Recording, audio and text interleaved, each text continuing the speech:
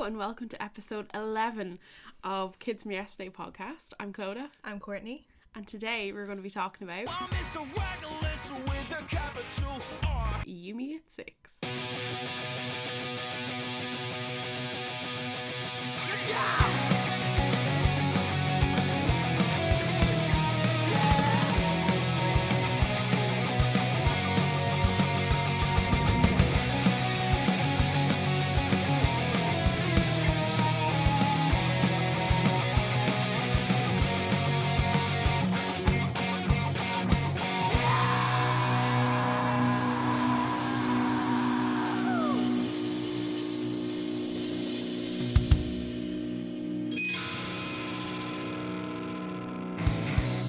So, You Meet 6, Courtney, why are we talking about them? Well, you love them. I do. I also love them. You do. These are facts. These are the facts of the day. We love You Meet 6. We kind of figured in the last 10 episodes that we haven't given them the love they deserve. No, I thought they'd be more prominent throughout the episodes we've done. But because they've, I guess, been so quiet up until recently, there's been nothing new to report, and we want to give you the rundown of their career. So if you're not too familiar with You Meet 6, we will fill you in on all the details because we are probably overly familiar with the You Meet 6 lads. So we're going to go through everything from their albums, our fave stories. Some of you guys have sent in your fan stories of when you've met them, your memories and things like that. So and I'm sure Clodagh has plenty to share with us. I'm very excited to I hear. have plenty of You Meet 6 tales. I'm excited. I'm scared. I don't know how to feel. So let's get started. Courtney, have you ever met them? No. Okay, I have, but we'll get to that later in the episode. I just wanted to know. Excellent start off the bat. Courtney has not. Clodagh has. That's how we've sorted this out. So no, I've seen them play. The first time I saw them was when they supported Paramore in 2009. Same. So that was the first ever time. And I got really into them after that, because then the next year, that was when they released Hold Me Down. Yeah, I was obsessed with Underdog. And it was like one of the first songs I learned how to play on guitar, because I was teaching myself how to play guitar. I wasn't very good. I'm still not very good. But it was like a thing I was really into doing. And I felt like their music was easy to sing, because it didn't really matter if it was in tune or not, because it was just kind of that style, you know, where it was fun and it was easy to play and stuff. So saw them there. I saw them play a dual headline with All Time Low. I've seen your other babes. My other babes, yeah. I have seen them play in the Academy a couple of times. Yeah. In Dublin. I'm sure there was another time, but that's all I can think of right now. Yeah, I've seen them quite a few times. I think the Olympia maybe twice or three times. Paramore, when they supported Paramore the first time, I actually didn't like them, and then I seen them and I was like, oh my god, like these are actually really good, and I got really into them. And then Hold Me Down came out and got really into that, and the rest is history from there, I guess. I've seen them at Belsonic. They supported Paramore there. That was the time I met Paramore. Also have a really good story about later that night when I met You Meet 6. So again, I'll tell you that later in the episode. I've seen them. I went to London to see them as well for the Final Night Sin. And then that was at Wembley, wasn't it? Yes, it was at Wembley, and that was recorded. And then I seen them in Southampton as well at it was like a random place I bought tickets for because I wanted to go and see them. They had just released Sinners Never Sleep. Okay. They missed out on coming to Dublin, so I was like, where'll I go? There's tickets for Southampton left. So off I went on my little Flybe plane over and saw them there, and that was incredible. I had brought my brother with me to that gig. I have no friends. So I brought my brother. He'd never heard of them, but he really liked them after that. Now I don't think he ever kind of stayed in the You Meet 6 fandom or anything like that. But he really enjoyed the show. Like, they were fantastic. And I also seen them support 30 Seconds to Mars. Oh yeah, that was a few years ago. Yeah, that was 2015, 16? No, it was even earlier than that. I think it was 2013. Okay. End of 2013, I'm gonna say. Incredible gig. Yeah? Yeah. You Meet 6 were incredible. Not 30 Seconds to Mars. No. We're not talking about that. That's not this episode. No. So that's awesome. Why don't we get into where they started. Yeah, so they started out in 2004 is when they first formed, and I only found this out like I was like when I was 10. researching. It was literally 10. Yeah, I think I was in 4th class. Yeah. Which is bizarre. They didn't release anything until 2006, and they released an album called, or it's more of an EP, there's like 6 songs on it. It's called We Know What It Means to Be Alone. Very fucking emo. At that time, they actually had a different drummer. Yeah, I remember this. Joe Phillips was his name, and then they swapped him out for Dan. Swapped him. Out, in. You're out, you're in. We're at the drummer swap shop. We're gonna trade him in for this guy. No. Yeah. It's not that's how it worked. But it's considering, like, I guess Fall Out Boy didn't have any lineup changes, and My Chemical Romance didn't really. They did in the early days. Yeah. Okay. I read a whole My Chem book the other day. Oh, because really? Of course I did. I already forgotten. My Chem episode coming soon. Yeah. But UB6, and compared to like Panic and Paramore, because there was only one change, I was like, it's actually quite good that it's still the same 5 core guys doing the same thing, and they're able to evolve with each other. Like the sound of that album, we listened to a couple of songs before we recorded the podcast to kind of reacquaint ourselves with the early days, because it's not something that's on Spotify. It's not something we listen to as often as we listen to the other albums. But it's such a different sound from even their most recent stuff. There is like the song Promise Promise, that is so emo. Yeah. And there's screamo music on it. And then you listen to the Liar and the Lighter and you're like, these are 2 different songs. They're also, if you haven't heard those songs, like, please go on YouTube and listen to them, because Josh is singing. It's changed so much. Yeah. That's a really nice way of putting it. I was gonna be like, it's shite. You're gonna want to turn it off. We're gonna cringe. Hang on. Full disclosure: we reached out to Josh and we reached out to the band to ask them if they do an interview with us, and nobody responded, because why would they? We are 2 gals in a basement. But I'm hoping they'll listen to the episode, Clodagh. So no, she takes it back, Josh. She doesn't mean it was shite. She means different. Okay? Yeah. Different. No, but it is. It's like a complete. It's very appropriate for the time, as in the type. But you had a good way of putting it. That thing you said to me.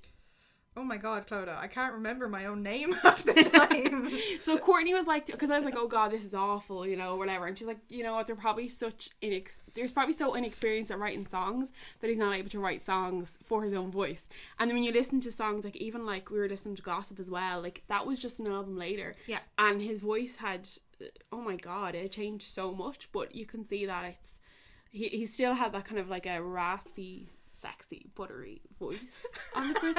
Oh, I love him so much. You went from shite to sexy butter. It is sexy butter though, but it's shy. Like, he's not really, like, the voice is really good. Yeah.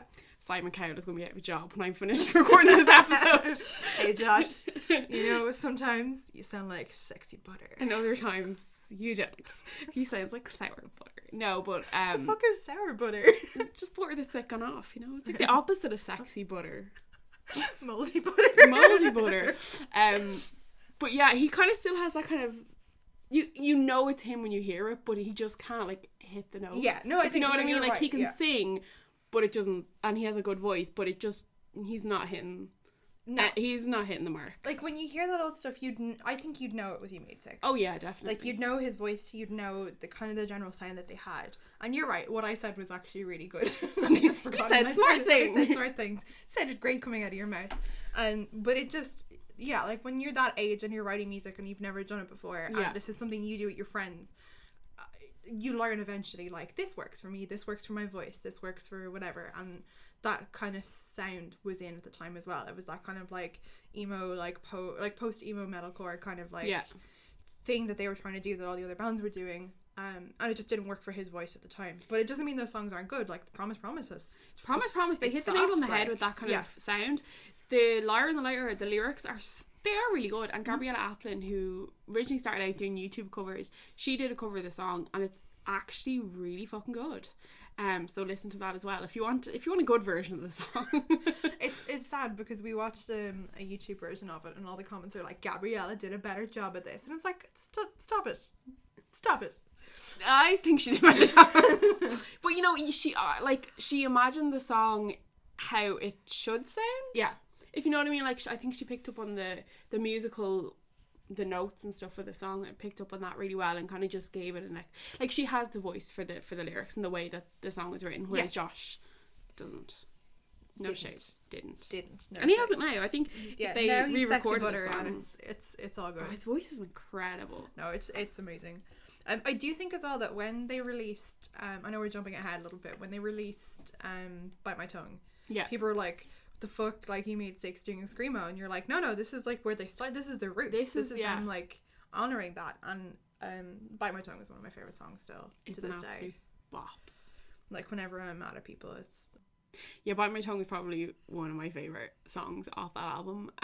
Especially the kind of the crossover of having Ollie Sykes from Bring Me the Horizon on the song. Yeah. Really doing something special to it. Yeah. No, it was awesome.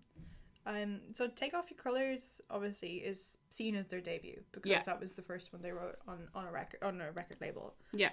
So it was on Slam Dunk Records, which I didn't know because I keep forgetting like Slam Dunk like Festival came from Slam Dunk Records. Yeah, like I think that's when they got Dan, was after they played at Slam Dunk in 2007. So, which is pretty cool. That's when the drummer swap happened, where they were like, we don't want you anymore. The drummer swap shop. So that was like Say Before the Bedroom, Gossip, Jealous Minds Think Alike, Finders Keepers, Kiss and Tell. Kiss and Tell, I think that was like they did a reissue where Kiss and Tell, Finders Keepers were on it. Yeah. Gossip was one of the songs they said they'd never play live. Like at the moment, it's kind of the same with Paramore and Misery Business in that Josh says he doesn't relate to the lyrics. Like he is so embarrassed that he even wrote it.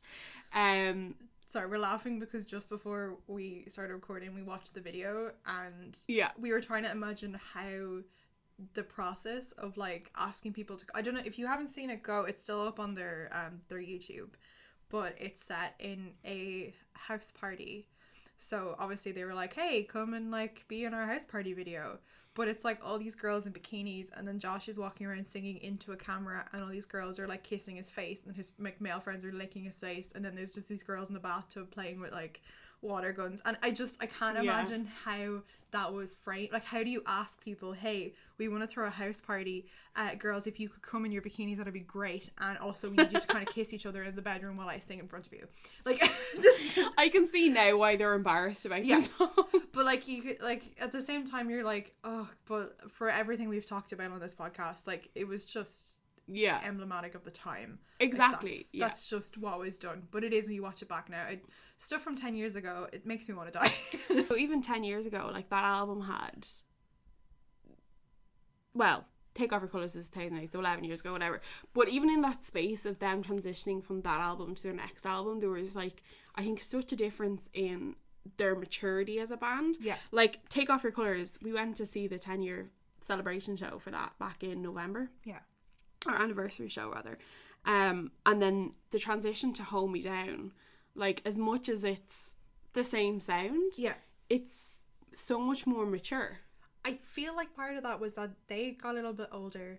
And around that time they were like 23, 24, so they started getting girlfriends, like serious girlfriends. Yeah. And like, you know, you're kind of heading into that actual like, oh, I'm a real adult and I have real adult responsibilities. So I do feel, I mean, like, some of those songs were about Josh's girlfriend at the time, and you just felt a little bit like they knew what they were singing about. It wasn't like, oh, we're singing to get girls. It was like, well, we've done that now, and we're now singing because we like to. Yeah. And I feel like you feel that even though it's all kind of lyrically similar, it's just less about like girls are whores and more like, you know, women broke these women broke my heart. Yeah.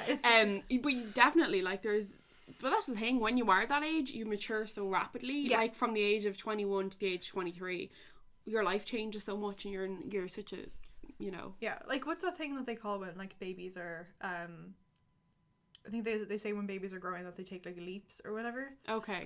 Whereas I feel like adult humans do the same thing. That like when you're 18, 19, 20, you're still kind of teenage and you're still kind of stupid and stuff. Yeah. And then you take that leap between 21 and 23, and then 23 to 25, and then by 25 you're kind of, you're balanced out. So I'm stuck like this now. Yeah, this is me. I'm stuck here. This is me forever. And I think the day I realized that, the day I was like, I can't. But it's fine. It's like the internal emo. I mean, no. So by the time this episode airs, I will have black hair. I've ordered a whole heap of black hair dye because I'm having a crisis of identity. And that's not a lie. I'm like literally like, I need tattoos. I need to dye my hair black. I just need to embrace the emo kid. But that's a segue. But 25, yeah, that's when you get your shit together. You have your crisis and you're stuck like that forever. Oh no. Yeah. Oh no. It's fine. It'll be grand. It's fine.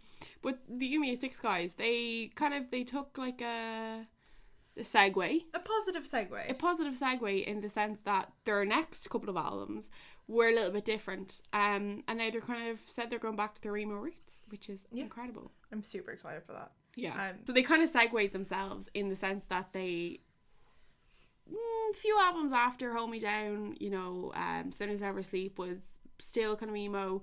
Then the 2 albums after that, and they've said that nope, that's not what we're doing. And they're releasing a new album again soon. Yeah, which they've said is apparently emo as fuck. That's quote unquote from Josh, which is really exciting that they're kind of going back to that like dark root kind of thing. This is why I'm so excited for it, because I feel like Cavalier Youth was kind of like, yeah, you know, it was grand. I listened to it a couple of times. I feel like when that came out, I didn't love it because I did see them another time. They supported Biffy Clyro in Kilmainham. They did.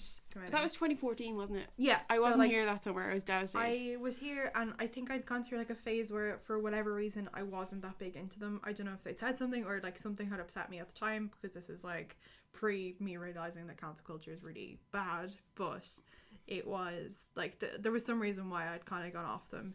I hadn't liked Cavalier Youth that much, and then the year after that I started listening to it, and I thought there was a few like really good tunes on it. Like I don't think they've ever released a bad album. No. Ever. And that's really unusual, I think, because like a band that's been going for that long, like there's going to be albums that people don't like or don't relate to that well.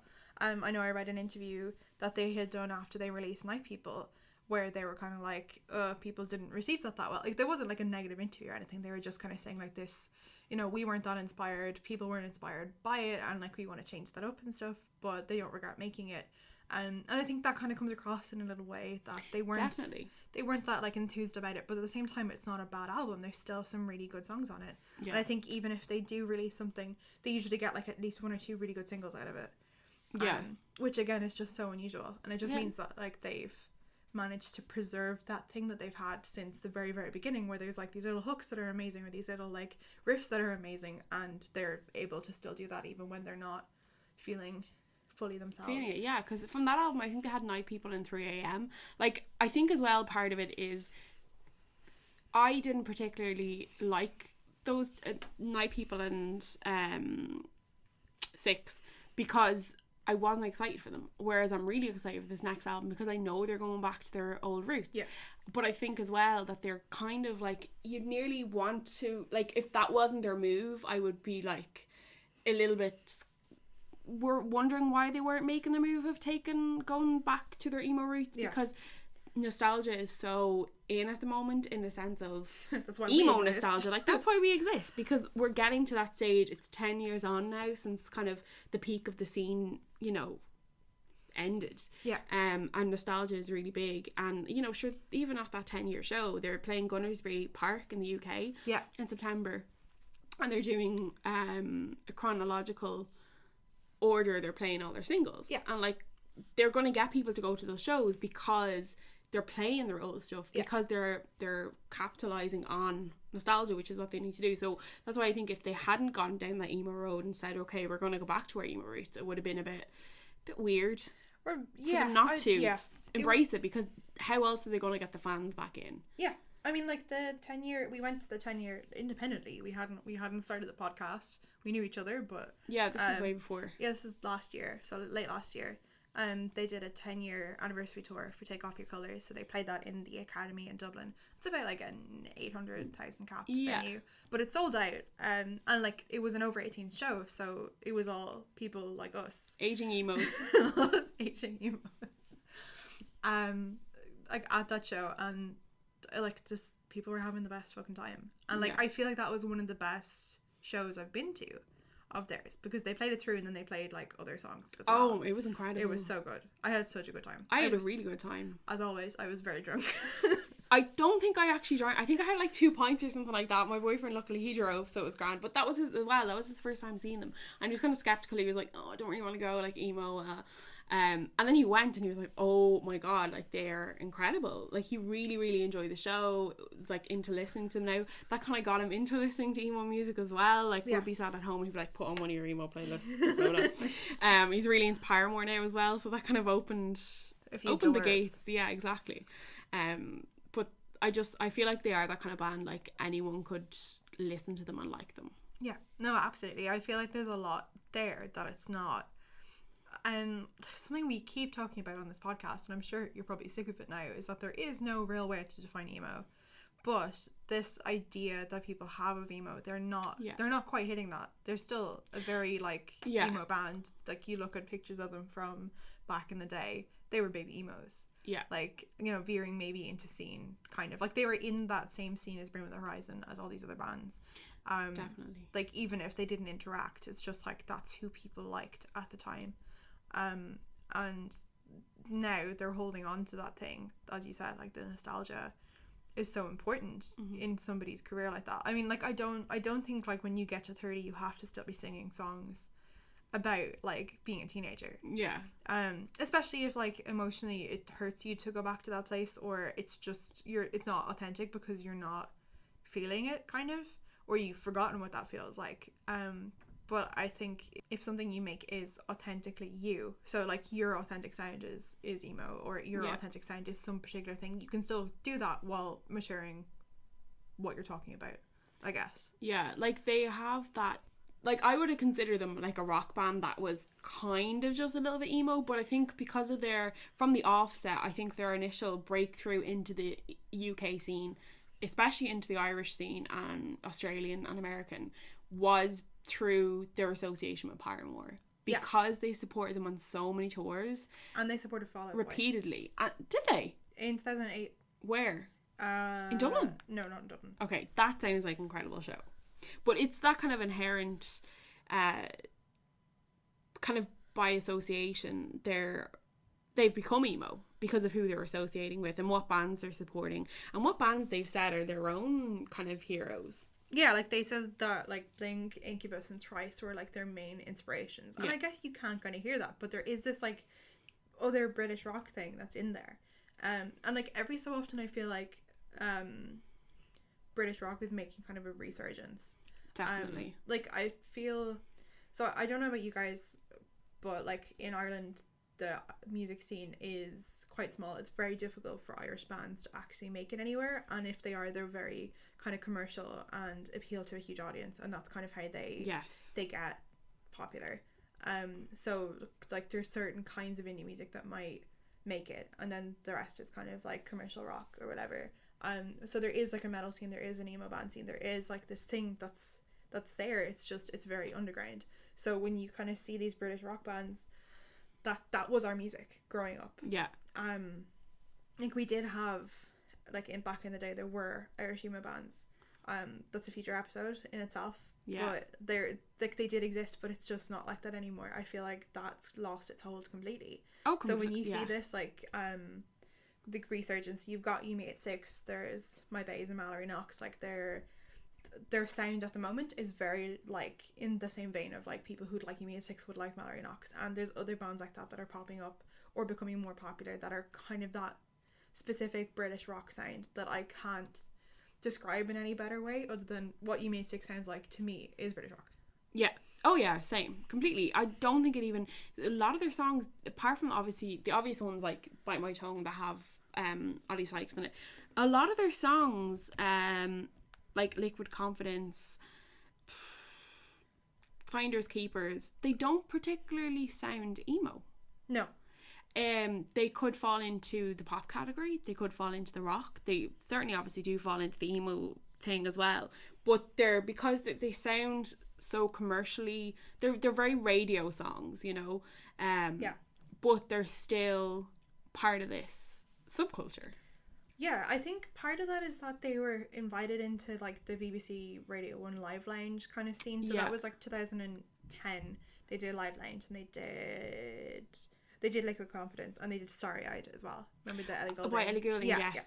And they played on like the Radio 1 Big Weekend stage and stuff. So I feel like they were kind of in that like commercialized, people want to hear you and we want you to make music that people will hear. I mean, maybe that's not fair to say, but like it's also not a criticism either. It's like, this is your career, this is how you, and these are the people that are responding to you. Of course you respond musically. Yes. I wonder if they're kind of like in the sense of, because we only have an Irish perspective on this, so maybe if there's anyone in the UK listening, can get in touch and let us know. But like, or hey Josh, if you're listening and you didn't turn it off after Sexy Butter, maybe you want to chat to us some of the time. Yeah, like I'd love to know if like, because I'd say in that kind of Irish music scene we have the commercial successful band at the moment is Picture This, probably Wild Youth as well a little bit, and like they sound the exact same. I know nothing about them, and it's because I don't have any interest in. I don't have much of an interest in them either. The problem with it is like, I'm sure they're great, but in their field or in their industry or in their particular like genre. But I don't have any interest in the kind of bands that are championed by the media in this country, because they're generally something that is palatable to everybody, and it means they may not necessarily be saying something. And I feel like that might be a really cynical way of looking at it, and it's probably part of the issue with the industry is that people aren't listening when they don't believe. Yeah, when they don't believe in something or when something isn't palatable. And it's like there's like rules where you have to play, like radio stations in Ireland have to play at least an hour of Irish music every week. So a lot of radio stations, I used to work on one of the Irish music shows in Ireland, like a lot of the radio stations would have shows specifically dedicated to Irish music instead of like slotting it in here and there. I think that would be an amazing episode to do, perhaps, the Irish music scene just as a whole, to kind of because we do have a lot of international listeners, and I think what we have here in Ireland is very special, and because we are such a talented group of people, Irish people are incredibly talented, and there's some really, really, really talented musicians in the pool of Irish talent at the moment, and it's not just rock music, it's the Irish hip hop scene is incredible. Yeah, it's huge. The rap scene especially. But what I was trying to say was, I wonder if You Me at 6 are kind of the UK's version of what Picture This are here, in that they sound like they'd fit in with everyone, but because we have the Irish perspective of they sound emo, so we listen to them as an emo band. Whereas I wonder if you know Shan and her Fiat 500 and her Starbucks drink throws on a bit of You Me at 6 because Toth loves it. do you know what I mean? Yeah, no, I think it's to do with the exposure that we have to different kinds of music. So like we've talked about this before, where a lot of where we heard music was on this radio station, Spin 103.8, and they had like dedicated shows that kind of played a lot more like Blink. They played Paramore, they played My Count, they played You Mean Six, they played, and like they give away tickets to these shows, so like you'd listen in because you're like, I want to win tickets to go see this band, or I want to win merch, or I want to win CDs, and they were appealing to this group of people. But like I'd go into school and people would listen to Spin all the time, and they'd hear this music as well, even if they weren't necessarily interested in it. So I do think like on some level it's about your exposure to it. And because I think for us it was marketed to us as like, this is music for the alternative children, that like perhaps I mean there was nowhere in Ireland that really, only really at the moment anyway, or at the time, it would have only been Spain who kind of catered to that group of people. Now there's obviously radio stations that they would still play Paramore and stuff like that, hit like new songs and stuff, but it's rare to turn on the radio and hear, here's an old My Chem song, whereas you're more likely to turn on the radio and hear like, here's an old Oasis song. So it's kind of it is a strange way that it operates. And it's definitely, like, I agree with what you're saying, it's how we're kind of exposed to the music too. Like, I would love to know, and I would really, really love, people seem to be afraid to contact us for some reason. We're really nice. Promise. But we would love to know how it works in your country. I think we have an idea kind of how it works in the UK. We have an idea how it works in America, kind of. like not really, but like a lot of my interest is in fandoms and in fandom studies and in like how fandoms work, and like I'm, you know, I have a Tumblr that I use, like a private Tumblr that I use myself. Private Tumblr, it's public. a personal private Tumblr that I use, and like, you know, I know what's going on in fandoms and stuff, and I see all this, but I'd like to know, like, do people only find stuff online? Is there like a public media thing that works for them, that like introduces them to stuff? Like, how do you get your music? How do you, people of the world, find your emo bands? Yeah, I think it's definitely more difficult now, because since like I stopped like buying Kerrang, and even like what you were saying earlier about the British music scene kind of being on like an upswing at the moment, and how you think it's like coming back. Kerrang TV, a lot of the stuff, like they've gone through a lot of criticism for at the you know, in 2000 and whenever, to when they started playing emo music, they got a lot of stick because they kind of started out as like a metal station, and it's kind of said that whatever is being played on Kerrang is kind of like the in music, or what everyone's kind of into. So it was obviously metal, progressive rock, whatever, and then during emo days it was all emo music. But if you turn on Kerrang now, it's all old British rock music, and I've talked about how disgusted I am at this before. Like you'll still go on, you might have a panic at the disco song, and then you'll have like sorry, I thought you were going to stop the sentence there with "you might have a panic." You might just have a panic. I have a panic when I turn it on, because it's like, it's like Panic at the Disco, and then you've got like Kings of Leon, and then you'll have like Paramore, and then like Franz Ferdinand, and it's just bizarre. It's it kind of caters to a lot of different audiences, like I've said before. Nobody is happy at any but time. Nobody's happy, you know. But yeah, so that I think is where it is. So that was the only way we had of kind of finding music, apart from online. But at the moment there's no real way of, that I would anyway know of, to kind of keep up with the new emo bands.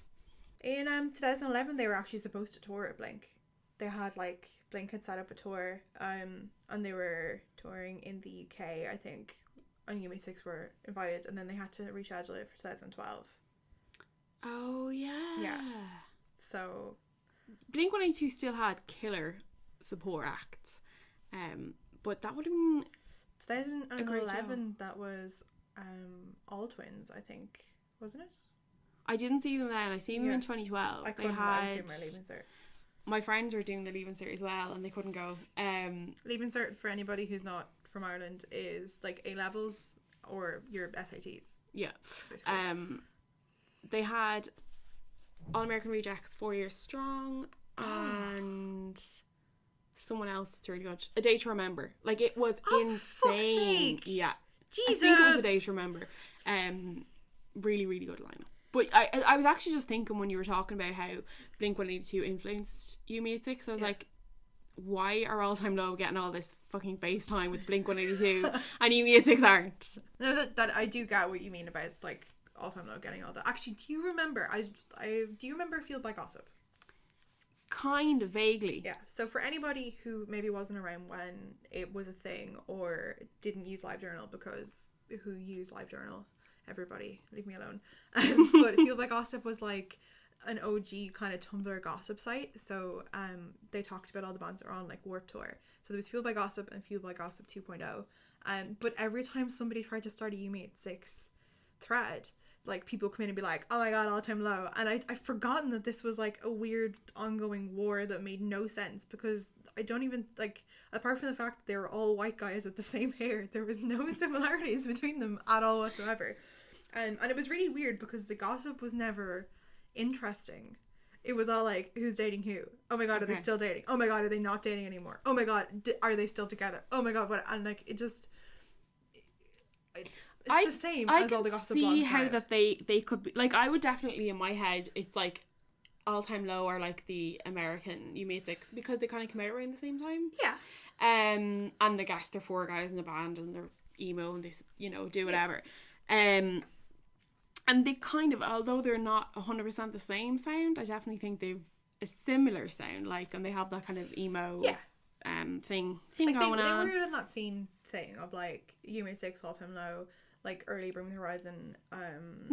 Like that. Yeah, I can see that. So I feel like I can see why their fans might have been trying to overthrow YMAS fans in a sense of like we're better. Yeah, it was just really funny because like I remember it from like even from Tumblr, but going back and seeing this thing that was like happening all the time. I don't remember as like this.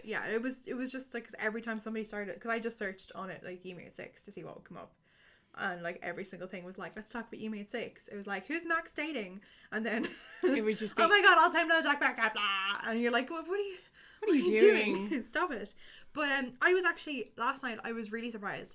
I was on our Tumblr at kidsfromyesterdaypod.tumblr.com, and I posted asking if people had stories because I probably didn't give people enough time to share.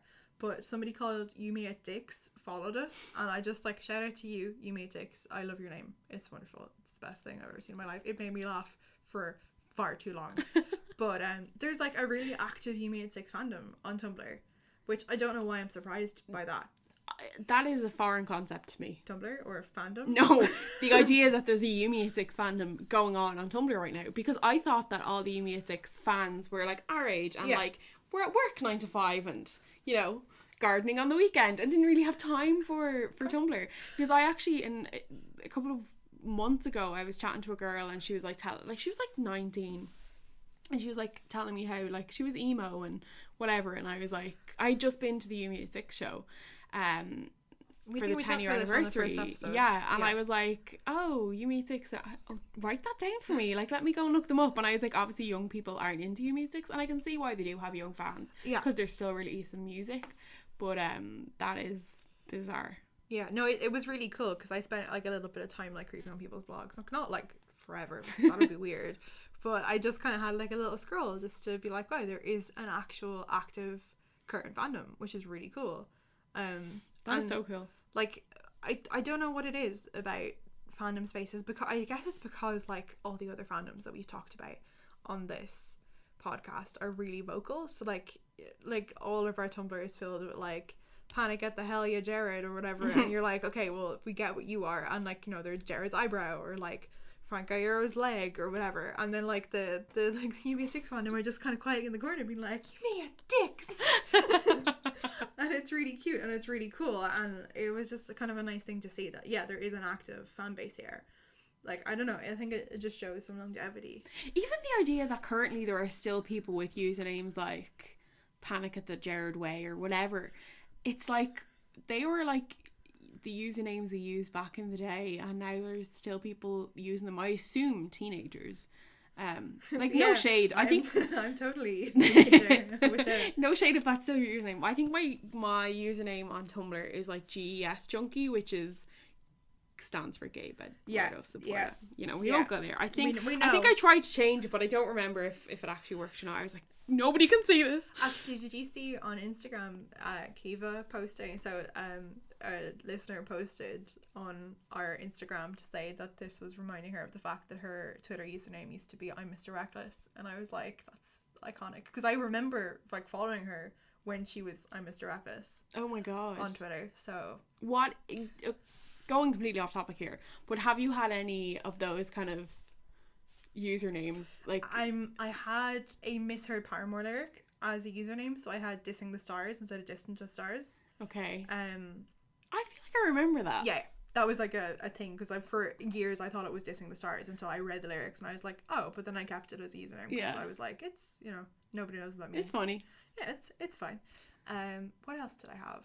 I'm sure I had like, I can think embarrassing as hell things. I had Reinvent Love from Panic the Disco song. Yes. I had The End of Me, which was from a Paramore song, I think. Don't know if I'm willing to tell you what my Cobra Starship one was. Do you remember what it was? It was Cobra Starship and another band we liked. Oh no. You know what band I'm talking about. Yeah. I'm trying to think, because I know my old like I changed all my social media all has the same Tumblr. Yeah, I changed it all. But I don't remember what my old Tumblr name was, but I'm sure it was embarrassing as fuck. And it was something probably like Fall Out Boy related. Or maybe, I don't know, I really don't know what it was back in the day. But I changed everything, and I'm just pretending that never existed. Yeah. Like, I'm pretty sure at one point on YouTube I was like Twilight Fan 1 or something. Just one. Do you know what? My YouTube username, I wouldn't mind. I was like, so I like put up this video that I made. We can remove this if you want. Put this video up that I made. I used to write like make lyric videos. Mm-hmm. So I was a fucking genius when I was a teenager. So I'd like go on. I'd have like an album. I'd go on and see what songs, I'd like type in, see what songs in the album weren't on YouTube, so as a song, so then I'd like make the lyric video for the song, and like this has like 6 million views or something, this video I have, and I was like showing it to Ryan and my boyfriend, Ryan and his friends, and they were like, first of all, they were in a hoop laughing at my spelling because it was so dreadful, and then they were like, oh, they copped my username, it was like Chiclet2K8, but like I had spelt chiclet wrong as well. Oh, Clodagh. Story of my life. That's very cute. You're very sweet. Bless you. Bless you, child. I was something else. I still am. Right, so after the Blink tour didn't happen, they went on tour with We the Kings in Australia. I fucking love We the Kings, actually, as well. Throwback to literally, like, 2011 was such an iconic year for so many of the band. Like, I know we talked about emo being like over a long time ago, but like 2011 I feel like was such a great year for it was. All Time Low brought out the only album of theirs that I like in 2011. YMAS had the third album, Sinners Never Sleep, that year. It was a really good year. Like, I think 2011 was when Demi Lovato did all of the stuff with We the Kings as well. Like, she did the song that I can't remember the name of, but that's when she was hanging around with all those like scene people. It was just a good year for music. But 2011, we've already mentioned Bite My Tongue. That was when Sinners Never Sleep came out. Yeah. And that was my favourite song off that, I think, was Loverboy. That was the first single, I'm pretty sure. Yeah. That was like, that bass was like... I remembered that when they released that song, the first play of that song was on BBC Radio 1, I think. And I remember being at a Paramore gig when that... I think it was a Paramore gig when that song came out. It couldn't have been Paramore. 2011. Not sure. I was at a gig anyway in the 3 Arena, and I remember like going into the bathroom to listen to the songs and play live. Die hard. Like, I used to be like incredibly obsessed with UV6. Yeah. Like, kind of after 2015, I think, was the Final Night of Sin. Yeah. Was it? That seems hard late. Yeah, 2015. I think after that it kind of slowed down a little bit because I was aging. I'm an aging. You really were old at that point. Yeah. No, Loverboy, like the bass at the beginning, like what's like a bass equivalent of Sexy Butter? It's like Sexy Bees. Yeah.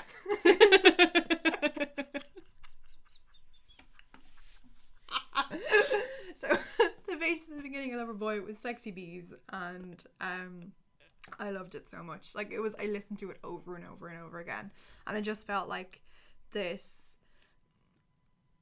I don't know how to describe it. Like, I remember the album cover and stuff had like neon lights or something on it. I think the writing on it was like neon. For Sinners Never Sleep. Yeah. No, they had like it was like a prison photos, and they like held the placard. Was there ever like a neon writing thing? Perhaps. Maybe. I don't remember. I feel like that was, if I had the, maybe, okay. Maybe for Loverboy. We're just gonna look this up because. What was it? No, it was in the video. No, it was in the video. Yeah, that was it. The video was like a neon, and they were in a room or something, and it was like neon pink kind of red. Yeah, so it was like, I felt like that was like, I know it was a long time before Riverdale, but it was like that neon aesthetic thing that people are really into. Yeah, that's like, I loved it. I felt like it was really like, it actually was such a good Sexy Butter, like it was such a good song. But after they had that album, that was when I went to see them in Southampton, and I had bought the album, and because I had travelled over, I remember everyone was going in for the meet and greet, so I just like went up to like the person who was like running the meet and greet, and I was like, hi, I've travelled over from Ireland, any chance I could go in and meet them on my own? Like, it's fine, my brother doesn't have to come with me. And they're like, yeah, so that's the first time I met them. You just fucking up. I was like, I will regret this so much if I don't. So I think I was 17 at the time as well, like ballsy, like no confidence whatsoever, but I was like, I'm not letting this opportunity go. So just marched up, went in, met them, was so nervous, like was shitting it, and I had my copy of the album, and inside the album sleeve there was like a picture of each of them holding like a pegboard, like that's supposed to be like a jail photograph thing, prison, what do you call them, mugshot, a mugshot. So I got them all signed. I had them on my wall at home for ages, but obviously I'm old now, I don't have them on my wall anymore. She does. They're behind a curtain. Yes, in my room.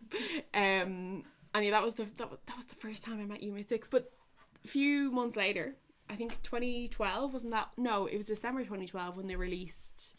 Was it around then? They released the song "The Swarm." Yeah. I just realised I mixed up Sinners Never Sleep completely. The Final Night Sin was actually in 2012. Not 2015. Oh, okay. Yeah, sorry, because I went over for another gig, and I just realised I went over to see them in Manchester as well. I went over to see them in 2015, and that's what I'm thinking of. The Final Night of Sin, that was in December 2012, and the other gig I seen was 2015. So ignore what I said about the Final Night of Sin being in 2015. Yeah, she was lying. She just got in here and she like, it's episode 11, and she thought, you know, I'm gonna lie to everybody. I'm gonna lie to you all. Yeah, because I was like 2015. That's a bit far away for the Final Night of Sin. Surely that album was out like 2011. So yeah. But alas, here we are. But yeah, they released The Swarm. Yeah. And they did the song for the ride at Thorpe Park, which is a roller coaster. I've never been to Thorpe Park. I went on the roller coaster. Did you? Of course. I travelled. You mean it's a nerd. No, I just happened to be in Thorpe Park, and I just happened to be in Thorpe Park, and I went, and it was really good. It was great fun. It was very exciting to see this, because obviously they play the song when you're like queuing for it. It was like that's pretty cool. End of the world. That was the theme of it. It was like Apocalypse 2012. Okay. Yeah. And it was like a crash plane with smoke coming out of it and everything. It was cool. That was a really cool opportunity for them as well. Yeah. No, The Swarm is an Engineer Michael's favourite song. Oh, is and it? Every time he sees them, he's like, they don't play The Swarm, and I'm like, they never play it because it wasn't an album track. Yeah, no, it's not a song they play live, but like it's. They might at Gunnersbury because they're doing all their singles. Fucking be there. No, you're not. Sorry. I wish. If you're going, let us know, and I don't know, just let us know. We can rage jealousy. And then we can like. I know a couple of my friends are going because they did get in touch with me and were like, "Hey, are you coming?" And I was like, "I'm broke. I don't have any money." But if somebody would like to sponsor us to go, and maybe we can host the podcast from there. But actually, what I'd like to know is if you're going and after you've been, we'd like to talk to you. Like, come, like we will call you on Skype and we'll have a chat. Or if you don't want to do that, if you're shy or whatever, you can just send us an email. But like, we absolutely want to get people on. We're very lonely in our basement. We keep saying it. Yeah, if you have a great story to tell, like, why not get in touch with us? Yeah, like, share it with the world. We're not gonna say no. But every single thing people send us are gonna be like, we're gonna read this out on air because we just want to be contacted. Yeah. But yeah, no, that's like, if you have a story, don't keep it to yourself. But I do have some stories that people send in. Oh, cool. Perfect. So I have 2 here from fans who've sent in a message because we asked on our Instagram, you should follow us, we're at kidsfromyesterdaypod, and we asked some of the fans and listeners to send in their YMAS 6 stories. So here we go. This one is from Rachel. I have so many YMAS 6 stories, but I once won a meet and greet with YMAS 6 through Kiss magazine. What a throwback. And it was just us and them in a tiny dressing room in the academy talking about Guinness. I think I was maybe like 15 at the time. She said they were also talking about Jealous Minds for about 20 minutes while Josh offered us all chocolate. She said it was very, very strange. There's a video of it on YouTube somewhere of the mate I brought with me asking Josh to dedicate Strange Minds to us somewhere. But it was all a bit mad. So that's Rachel's story. I can fully imagine being 15. I mean, we've talked about being 15 and meeting people before. And not knowing what to do. Not knowing what to say. Like, I also understand the impulse to be like, hi, you're not from here. Guinness or whatever. Like, I feel like that's just like the impulse thing that you're like, it must be relatable. To other people that you talk about. 100%. About alcohol. Because that's what you do. That's what we're known for. I've never had Guinness. I can't because of the gluten thing. So. Oh. I have. It's not great. I actually remember one day it was actually the day of the repeal the 8th, and I was absolutely craving a pint of Guinness. Like, never had I ever been into Guinness before. Okay, women's rights. Dying for it. Human rights, and because we can't. A bit of Guinness. We can't exclude non-binary or trans men. but human rights and Guinness. That was That's what you got on that day. That's what I got on that day. We've got another message in here from Orla. She says, YMAS have been my ride or die band for years now. I don't know what it is about them. I make it my business to see them every time they're here in Ireland. I also feel like they never forget about Ireland, which so many bands do. The only band or lyric tattoos I have. I still haven't met them. Oh my god, to show them it. My favourite memory is waiting in Starbucks in Dublin for Clodagh, actually. We were going to see them support 30 Seconds to Mars, and she was late because she ran into them on Grafton Street. I'm still not over that. YMAS till I die. Aw, that's so cute. And she's never met them. YMAS till I die. Orla, I can't believe you haven't met them. Same. Every time I go to like a YMAS gig, I always can count on messaging Orla and being like, hey, you're going, yeah, and she'll be there. But yeah, like she said, so this was like, yeah, like she said, it was the time they were supporting 30 Seconds to Mars, and I had just met my friend at the bottom of Grafton Street. I don't know why we were meeting up. She wasn't coming to the gig, but we met up for some reason anyway, and we were just like strolling up Grafton Street, and her name is Chloe. Hi, Chloe. And we were walking up anyway, and then I was like, oh my fucking god, there's Josh. I think it was Josh, Max and Dan. And I was like, so when I was I studied radio production in college, and a lot of the kind of the thing we would have done would kind of been like industry practice, like how to like get yourself a job in the industry or whatever. And one of the things that was kind of bet into me was when you meet somebody, I cringe even thinking about this. When you meet somebody new, like if you meet like a radio producer or a journalist or something like that, like you should introduce yourself. So I was like so oh no inclined to like walking up, shaking a hand and being like, hi, my name is Clodagh, whatever. So I'm like dying thinking about this. I like march up to Josh and like, hi, put the hand out. Hi, my name is Chloe. I mean, she's Chloe. I'm Clodagh. And like I was like, oh my god, what have I done? And then like after that, Chloe was like, why did you shake their hand? Like, what is wrong with you? Who meets their favourite band? And it's like casual like business handshake. Let me tell you at the time I met Fall Out Boy. We'll save that for the Fall Out Boy episode because dying to know. So yeah, that was that time. And then my friend was actually in Malawi she was like working in an orphanage, and I got them all to make a video sending her good wishes and everything. Aww. So they did that. That was great. And then the other time I met them was in Belfast. So there was like an after party for them. Well, it was for the Paramore show. It was like an after party, and YMAS showed up, and we were like in our element. Like it was insane. So my friend that we sent the video to Malawi, this is the year beforehand. So I was going to meet Paramore, and she gave me a letter to give to Max. Aww. Can't remember what it was about, but it was something like about her going away and how like YMAS inspired her. So we go in anyway. They're in like a corner on their own. We were like chatting to Max for age. We were chatting, to Matt for ages. We had drinks with him. We did shots with him. I took the picture of everyone having shots because I was like, no, I don't want to get sick. And looking back now, I'm like, Chloe, you should have just taken the opportunity to have a bloody shot with him. Do you not mean Chloe? You should have taken Chloe, you should have done it. And I don't know why I didn't. But anyway, that was great. We went outside. We were talking to Chris. Chris was like, have you got a cigarette? And we were like, sure, have our last one. And they got pictures Take of him. the clothes off my back, Chris. Honestly, have my shoes. You want my shoes? Then let me see who else. Josh wasn't there. Apparently they were actually Max, or I keep mixing up Max and Matt. Matt was given out because Josh was with his girlfriend and didn't come out to the party. So we're like, insider information there. And then we finally met Max. My friend went over, and he was like, immediately, he was like, oh my god, you're the girl who sent me the letter. That's not how he speaks.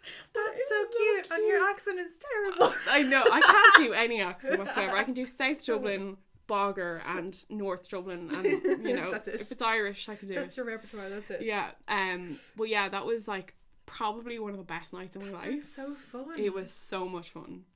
I'm very jealous. I've had no YMAS content at all. I can't believe you haven't met them either. I don't know why I haven't. Like I just never tried, I guess. Yeah. Yeah. Like the fact that I guess it was completely right. I've never like bumped into a celebrity on the street. Yeah. before, and then to bump into one of my favourite bands, I was just like that, yeah. Like, I feel like at the last, I mean, normally in the Academy in Dublin, like, they come out the side, because the way the venue is built, there is only one door. So I think if you'd hung around there, maybe. Like, I've met loads of bands there. 303, Kobe Starship, loads of bands. Family Force 5, like, that is the only, especially if you're there early to queue, it's the only way for them to. Yeah. Like, and I just, the last show that they played, for some reason, and again, I wanted to ask Josh this, if he'd ever responded to our message. At the last Dublin show they played, they said, we don't know if we're ever coming back here. And we were like, but why? So was it like, is it a Brexit thing? Is it a you don't like it here thing? Is it a, I don't know. But like, we kind of talked about this one on I think the first episode as well. We were like, is it because of the shipping and the cost, or is it because, well, I'm hoping with the new album that they will make a return. Or even if they play Belfast, I'll go up and see them again. But like, just I would love to know, because they've always made an effort to come here, which is great. They have, and like, even though like I had said that I think on the first episode I love them because they always make the effort to come here, or it's the same thing, and I feel like they without doubt do. Like, even if they've said that this is the last time they're playing here, I think, you know, I still have hope that we'll see them again. They'll do, if they tour big tours again. Yeah. They'll come back here. We'll get them. And it's mad how to see, like, we can be like, remember you've met my friend Clodagh / Chloe. This is my friend Courtney. Or Clodagh. I don't know who anyone is anymore. But yeah, that was my shoe. So to wrap us up on this episode, do you have any fun new music facts? Because I feel like you would. I do. This is something I only discovered recently, and in our episode 4 and episode 8 we talked about misogyny and women in the scene, and I think even in the last episode we talked about how we've been missing out on people. One of the people that we missed out on is YMAS' touring keyboardist, MFA. Yes.